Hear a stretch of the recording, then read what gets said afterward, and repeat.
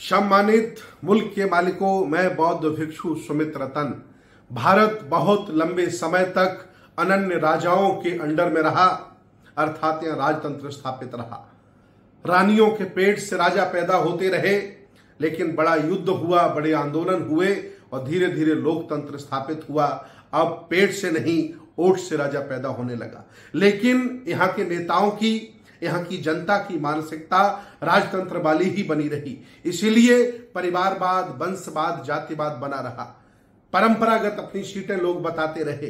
राजा जो थे वो एमपी एमएलए बनने लगे। अर्थात ये तो था ही था वर्तमान के लोकतंत्र में कि परिवारवाद, वंशवाद, जातिवाद स्थापित था। लोगों की मानसिकता अपने आप को राजा स्थापित करने की थी और उनके गुलाम लोगों की मानसिकता उनको अपना मसीहा और राजा मानने की थी। अब तो बात और आगे बढ़ गई है। मुख्यमंत्री आतसी ने लोकतंत्र की हत्या करके राजतंत्र को पुनः स्थापित करने का काम किया। मुख्यमंत्री होता है। मुख्यमंत्री की खड़ाऊं या उनके जूतों से शासन नहीं चलता है। ये लोकतंत्र है। ऐसा कई बार पहले हुआ है कि ये साहब बैठते रहे, मैं इस कुर्सी पे नहीं बैठूंगा। ये मुख्यमंत्री आतसी ने जो लोकतंत्र की हत्या करके राजतंत्र स्थापित करने का काम किया है, इसका देश भारत के लोकतंत्र पसंद लोगों को विरोध करना चाहिए, जो संविधान को जीवित रखना चाहते हैं। ये संविधान की हत्या है।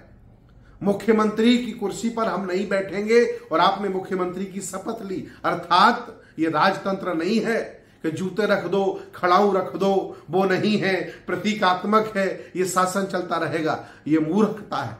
दूसरी भाषा में कहा जाए रबर स्टैंप है।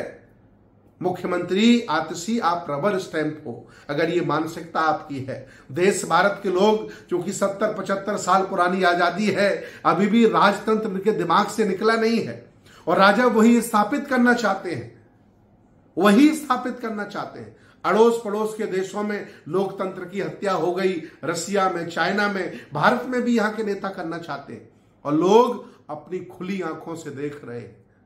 ऐन कैन प्रकांड चुनाव जीतते हैं, झूठ बोलते हैं। जब यहाँ के नेता झूठ बोलते हैं, नेताओं का चरित्र गंदा होता है, तो आने वाले समय में कोई भी पति पत्नी से सच नहीं बोलेगा, कोई भी बेटा पिता से सच नहीं बोलेगा। ये देश खत्म हो जाएगा, किसी का कोई विश्वास नहीं रहेगा, सब लोग बर्बाद हो जाएंगे, मर्यादाएं खत्म हो जाएंगी।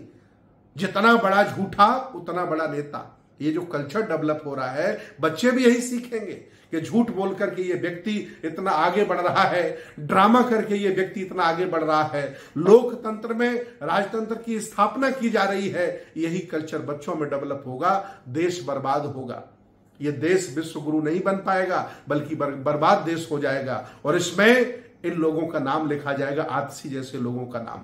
ऐसा पहले कभी नहीं हुआ 75 साल के इतिहास में कि मुख्यमंत्री की कुर्सी पर मुख्यमंत्री ना बैठे, कहे नहीं ये हमारे बॉस की है, ये हमारे गुरु की है, ये चरण वंदना ये राजतंत्र में होती थी। आतसी, तुम लोकतंत्र में एमएलए बन के गई हो, जनता ने वोट दिया है, संविधान की शपथ लेके मुख्यमंत्री बनी हो, किसी राजा ने आपको उत्तराधिकारी नहीं बनाया। ये पागलपन खत्म करो, नहीं जनता तुमको खत्म कर देगी। हम लोग रोडों पर, गली मोहल्लों में निकल पड़े हैं, लोगों को समझाने निकल पड़े हैं कि अब जालसाज, झूठे, ड्रामाबाज व्यक्ति को नेता मत बनाओ, न देश ये तबाह हो जाएगा। अब अच्छे, सच्चे और अच्छे व्यक्ति को राजतंत्र सौंपो। कह सकते लोकतंत्र में नेता बनाओ, नहीं तो यहां लोकतंत्र में भी राजतंत्र स्थापित करने का नेता चाल चल रहे हैं। इसको समझो और देश को बचाओ। बहुत बहुत धन्यवाद। साधुवाद।